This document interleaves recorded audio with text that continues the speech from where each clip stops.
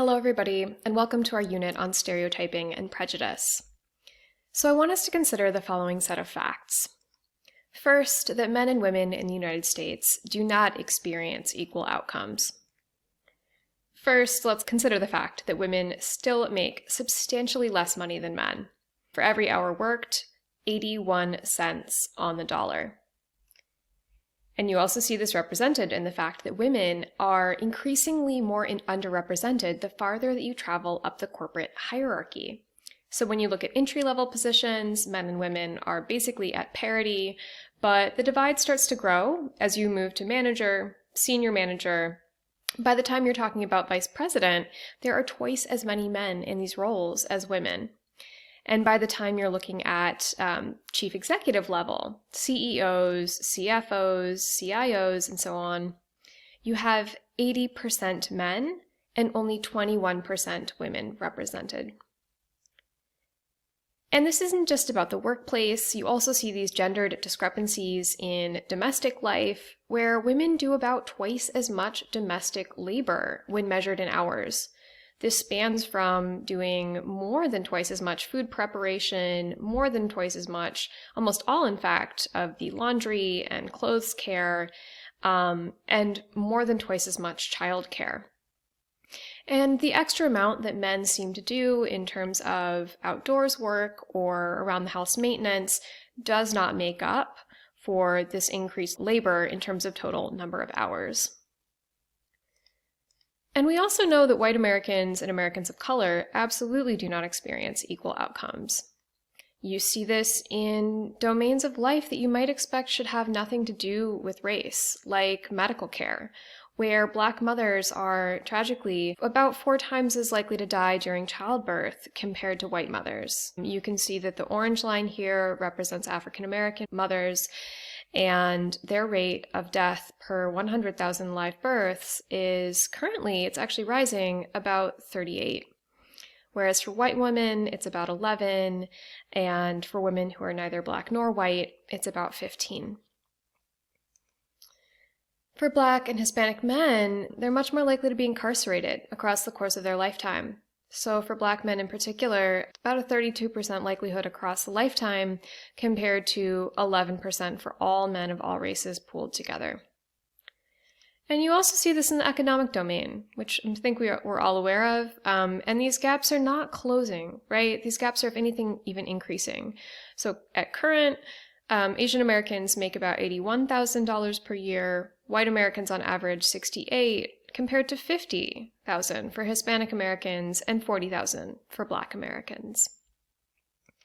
And all of this despite the fact that very few people in the modern United States would openly admit to being racist or sexist. These sorts of bigotry are very much disapproved of. And yet these societal discrepancies not only persist, but if anything, even increase over time. So you might be wondering, do these discrepancies necessarily point to the presence of racism, prejudice, other kinds of isms? You might wonder whether this is simply a very long historical legacy of prior discrimination or prior differences in status that persist despite the fact that maybe nowadays people really aren't racist or sexist. Maybe you think there might be confounding factors that lead to these discrepancies. Well, I want us to consider at least one domain where we know these discrepancies exist, which is employment and income. And for this, we're going to consider Jose Zamora's experience. I think you'll find his story really interesting. My name's Jose Zamora, and I had to drop a letter to get the title. Every morning I wake up, go on Craigslist, and apply to as many jobs, every job that I feel qualified for. About 50 to 100 a day for months. No phone calls, no emails, nothing. One day I just thought, what if I try Joe? Just remove the S in my name and maybe I can make some dollar signs. The Monday I decided to go from Jose to Joe. 7 days later, the next Monday, that's when all the responses started coming. That's when all the replies and the emails. The position is open, we want to meet with you, call us back. I was applying for the same exact jobs, the exact same resume, the exact same experience, just a different name. Sometimes I don't even think people know or conscious or aware that they're judging, even if it's by a name, but I think we all do it all the time. And what we just saw in this video is not just fascinating and alarming from a personal or anecdotal perspective. It also happens to track quite closely with what we actually do in social science to assess discrimination in the employment domain. And this is what I'm going to call the job applicant paradigm. So the job applicant paradigm involves taking a resume that's totally identical, except for a couple of key personal identifying factors. And these might be things like someone's name, or a photo that's attached to the CV, or maybe a couple of descriptions of the person's interests or extracurriculars or organizational affiliations that might clue you in to their gender or sexuality or racial identification. So in this case, for instance, we would be taking the same pretty standard resume, and we would just change the photo so that it cued a white woman versus a black woman. And it turns out that this is a really great way to isolate that variable of racial identification with everything else held constant. You can hold constant how qualified somebody is, the kind of education that they have, the kind of skills that they have. And it turns out that when you do research with this paradigm, you see exactly what Jose Zamora experienced. Whites, rather than people who have cues indicating that they are people of color, whether it's a name or a photo, tend to get a lot more callbacks. We're looking at the data from one particular study. This is not the only study that's looked at this, but this is Bertrand and Mullainathan in 2004. And they not only varied whether or not the resumes had white names versus kind of typically African American names.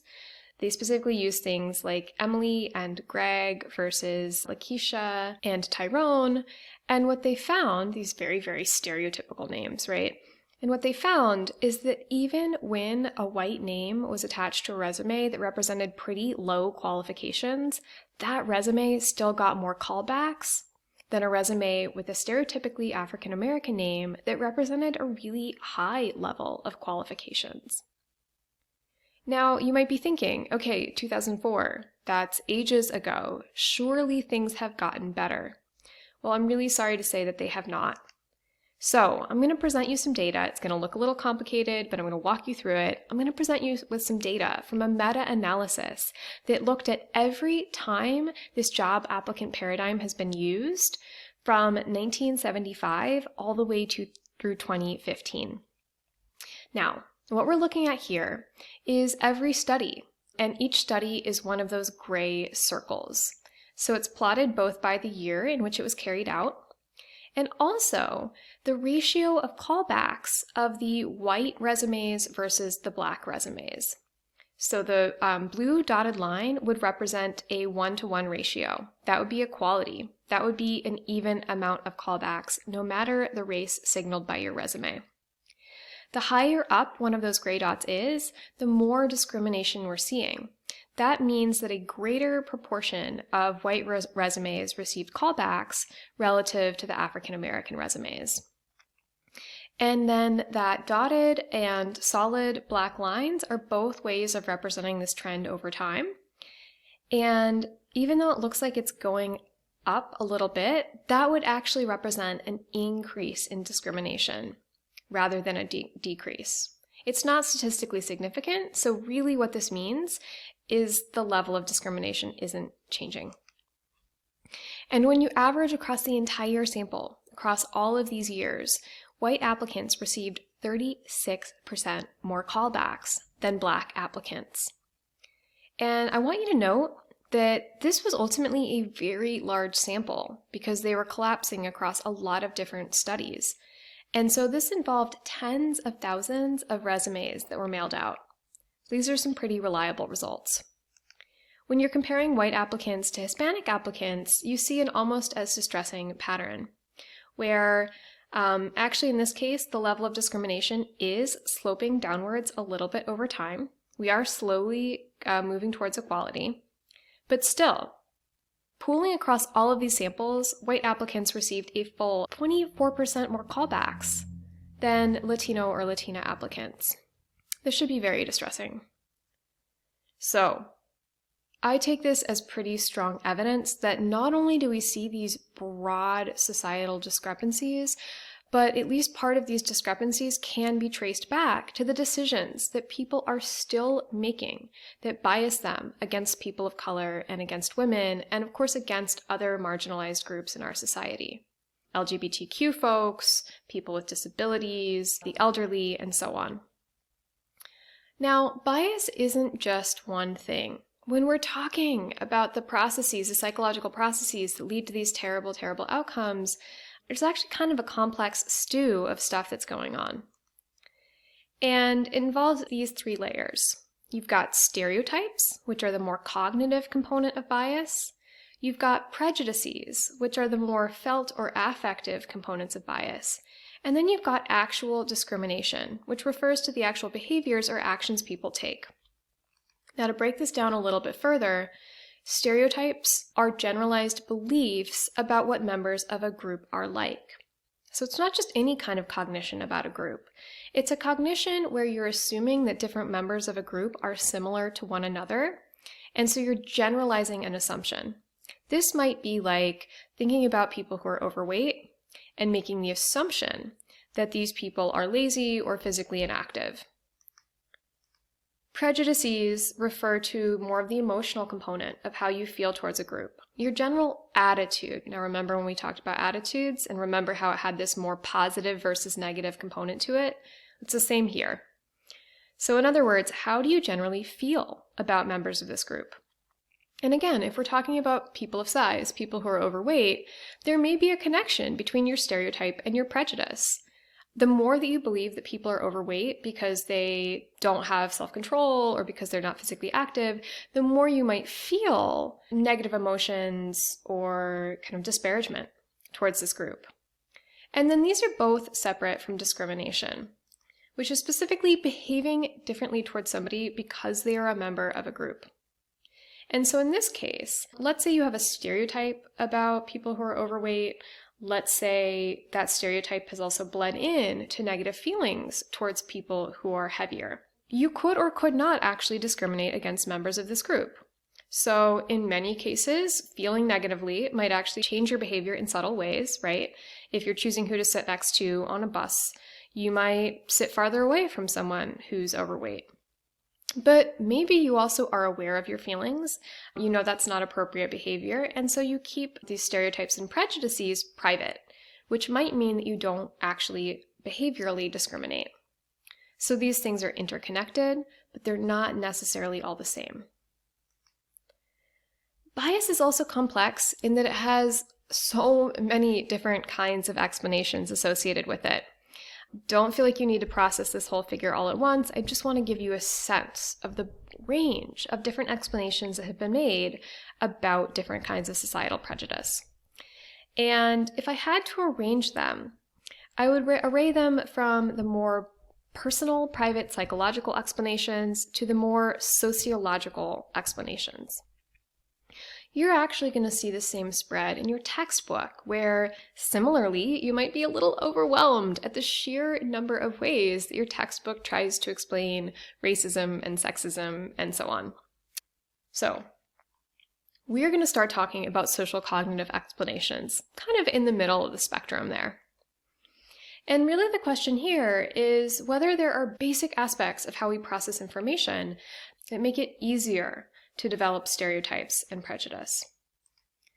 And this idea was really developed by this guy named Gordon Allport. He wrote one of the most influential books in social psychology about prejudice, called The Nature of Prejudice. And he basically argues that stereotyping at least partially emerges because of these more basic principles of how we interpret information. He talks about how we're naturally set up to try to perceive patterns, try to perceive events as causing each other, and that we're also operating on this sort of cognitive miser principle.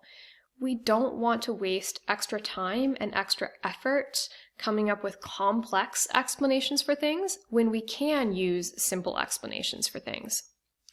This is going to remind you, or should remind you, of when we talked about heuristics, availability or representativeness, for instance. and all the ways that we kind of leap to assumptions based off of fairly small amounts of information. So again, think about the fact that our brains have a hard time not perceiving patterns in the world.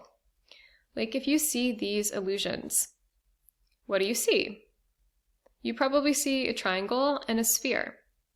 But if you stop and kind of force yourself to think for a second, you would realize that really there are 3 circles with little divots cut out of them, or these various cones. And it's the negative space between these other objects that we almost unavoidably perceive as itself being a solid object. Or what about this? What do you see?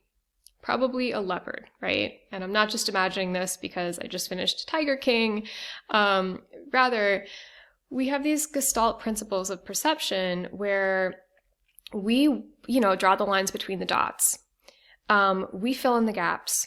And we often see patterns where really there's not enough evidence to fully make that inference. And so let's think about what the least effort principle and this habit our brain has of making patterns, how this applies to social situations. So let's imagine that I was born in the Midwest and never really left. And so I've lived this pretty sheltered existence where I've only ever met 2 people from California in my entire life. And the first person I meet from California, totally stereotypical, total beach bum, loves to surf.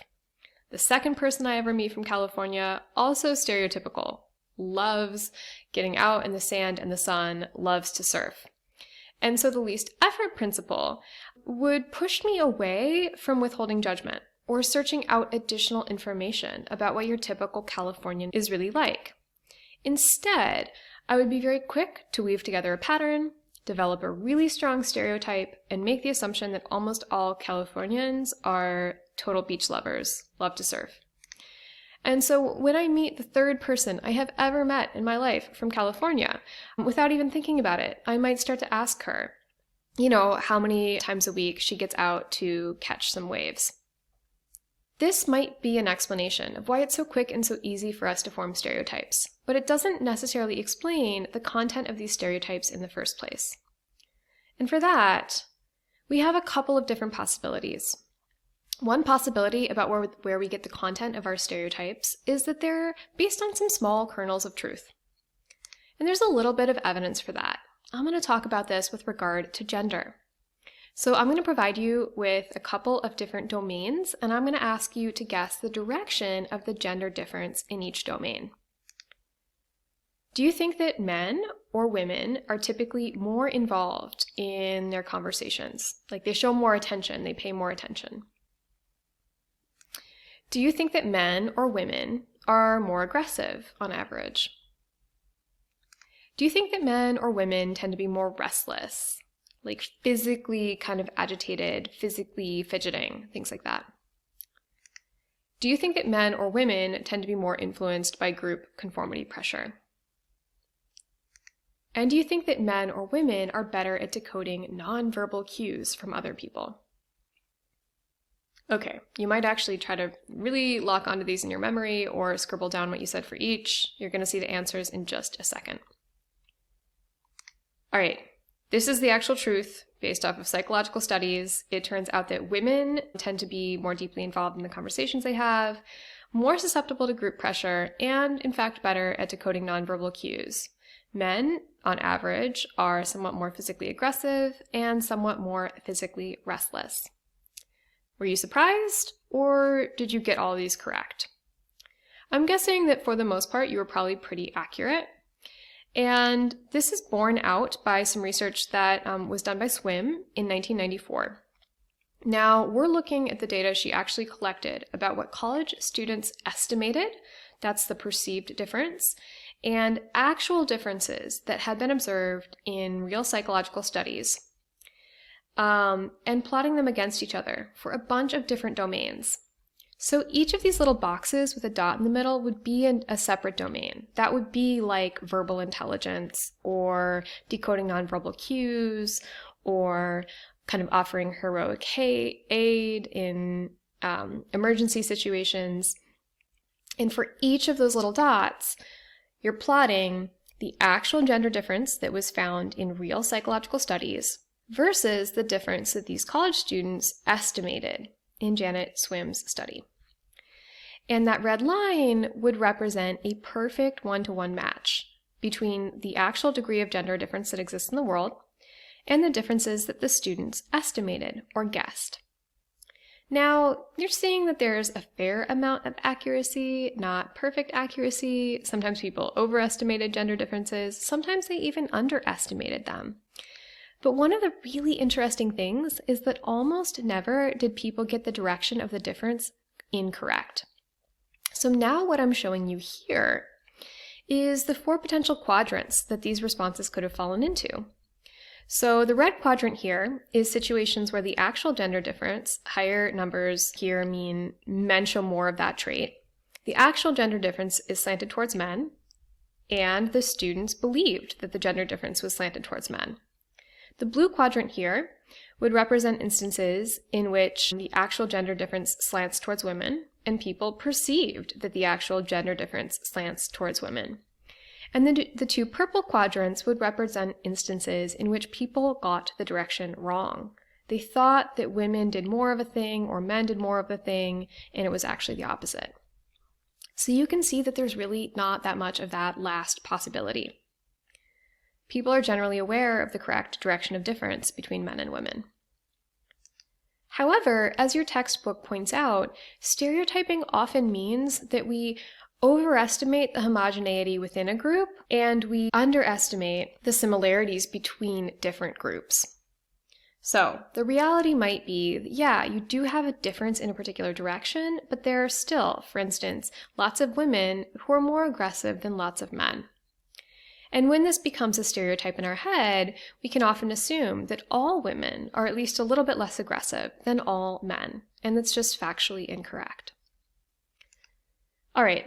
So another really intriguing possibility is that we infer gender differences and other kind of social differences from real life differences in social roles. So for most of us, as you're walking around the world, you're likely to see disproportionate numbers of men and women in different kinds of roles. You might see a lot of examples of women who are spending time with children, either their own children or in kind of caretaking roles, preschool teachers, daycare teachers, right? And you might see a lot of men who are involved in these more sort of assertive or aggressive occupations, maybe a Wall Street trader or a construction worker. And we have socially savvy brains, right? And we're eager to see patterns in the world. And so one thing we might do is not only chalk up this disproportionate representation to the kinds of social expectations or social limitations that people of each gender face, we might also infer that men and women have qualities that make them especially well suited for these social roles. We might infer that women are warmer or more caring or more tender.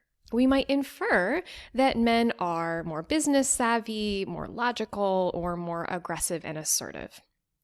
Now, this isn't just a kind of theoretical possibility. There are actually some really interesting experimental studies that show that we're very quick to do exactly this. Now, I'm not going to go into the full details. This is actually kind of a complicated experiment, but I'm just going to really quickly run you through what these researchers did, Hoffman and Hurst, in 1990. And they tried to set up a situation where the research participants wouldn't have any pre-existing biases. They introduced them to these completely fictional alien species who they called the Arinthians and Acmeans. So imagine there's, the 12th moon of Jupiter or what have you, and it's discovered that there are these crazy aliens living on this planet or on this moon. And what they tell you about the Arinthians and Acmeans is you're going to meet a bunch of representatives of these species, and you're going to learn a little bit about their personalities, and you're going to learn a little bit about what kind of role they have in this society.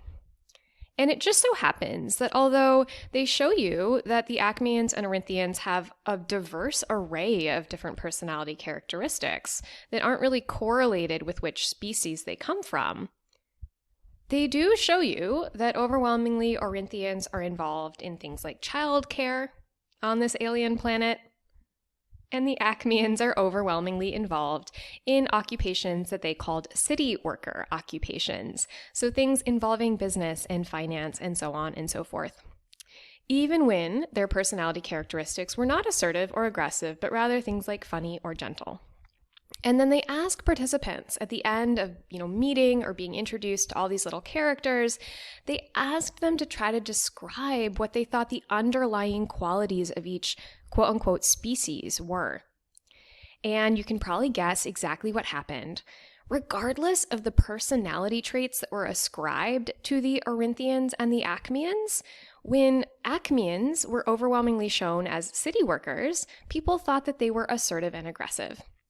And when the Arinthians were overwhelmingly shown as being child care workers, the participants thought that the Arinthians were probably very empathetic and caring and gentle and passive.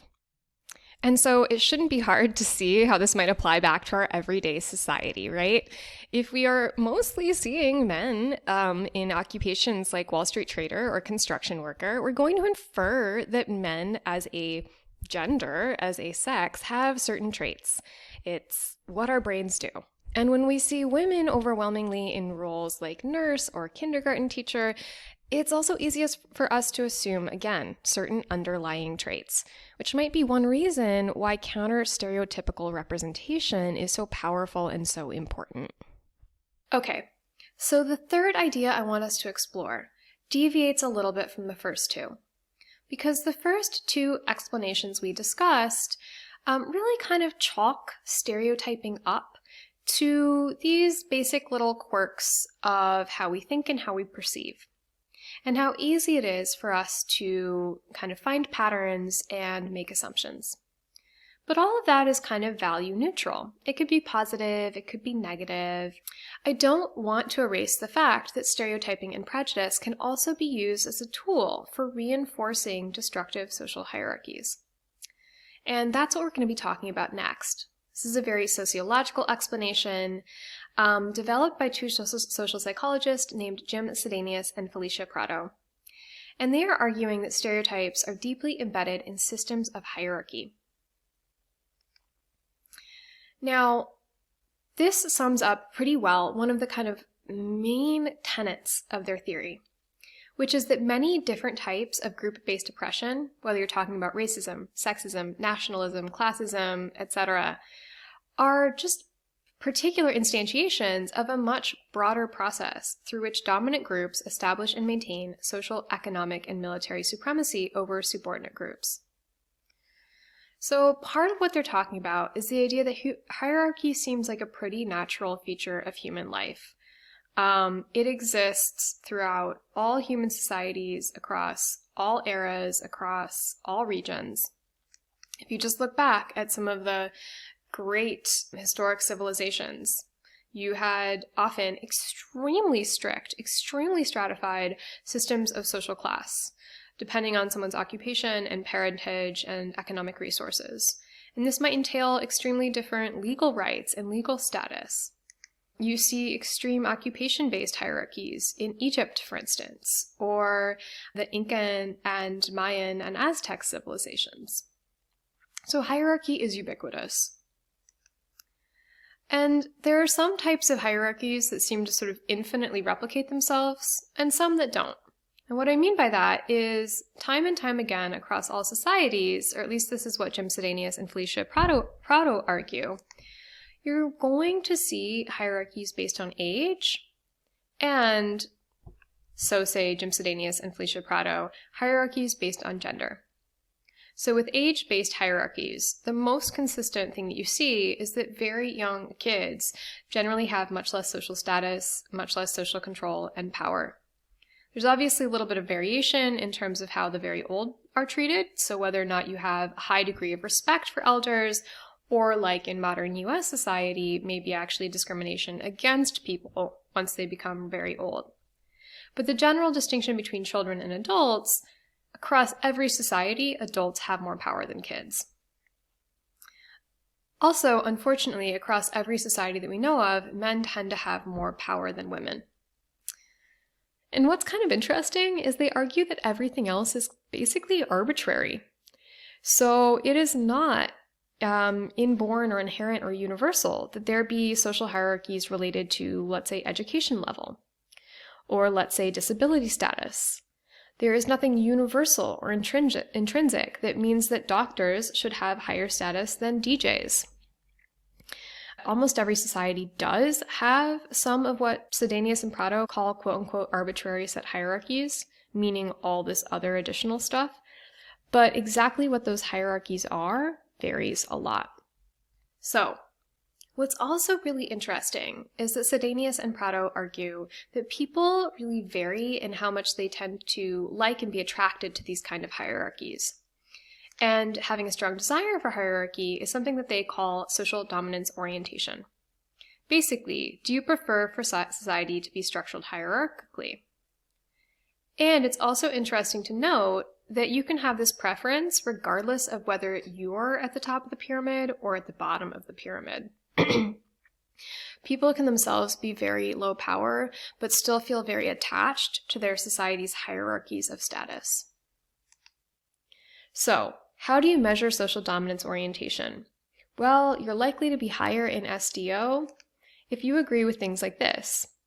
In getting what you want, it's sometimes necessary to use force against other groups. It's okay if some groups have more of a chance of getting ahead in life than others. You'd be less likely to be high in SDO if you agree with items like this. All groups should be given an equal chance in life, or no one group should dominate in society. And higher social dominance orientation is in fact correlated with higher degrees of prejudice, so negative feeling against lots of other groups, sort of like any other group. So if you're a very high social dominance orientation individual, this predicts you being racist, it predicts you being sexist, it predicts you being ableist and anti-LGBTQ and xenophobic, sort of the whole frickin' spectrum. However, one thing that's really important to note is whether or not you are prejudiced against your outgroup on a particular dimension really depends on where you are in the power hierarchy on that dimension. And one particular example of this that's been pretty well studied is looking at Black Americans. And what you see is that the more that a Black person in the United States has high social dominance orientation, their feelings towards other Black people are likely to be more negative, and their feelings towards white Americans or other racial outgroups are likely to be more positive. So how do you explain this? Well, basically, this is a situation where a person's preference for the existing social hierarchy is in direct conflict with their own group identification and their own sense of kind of pride in who they are. To internalize or accept the existing social status means to devalue your own group. And so in this case, it actually means less out-group prejudice, but more in-group prejudice.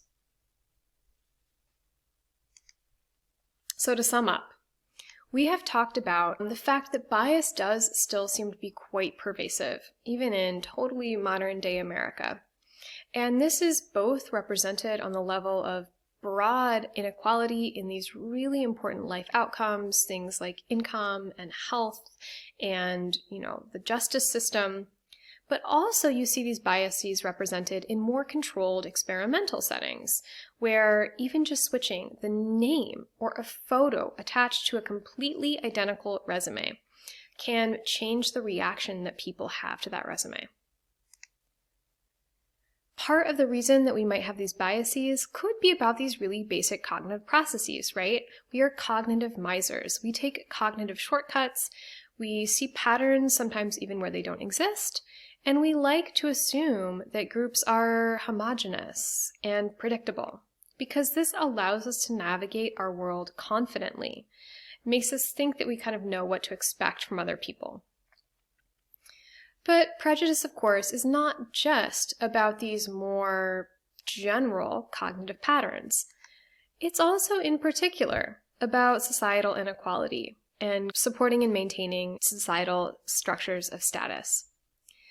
And what we see here is that people are the most likely to harbor prejudice against other groups when specifically they're very comfortable with or even desire a higher degree of societal inequality. So prejudice can actually be used in sort of a motivated way to rationalize and support status hierarchies. All right, so with that, that's the end of our lecture, and I'll see you guys again on Friday.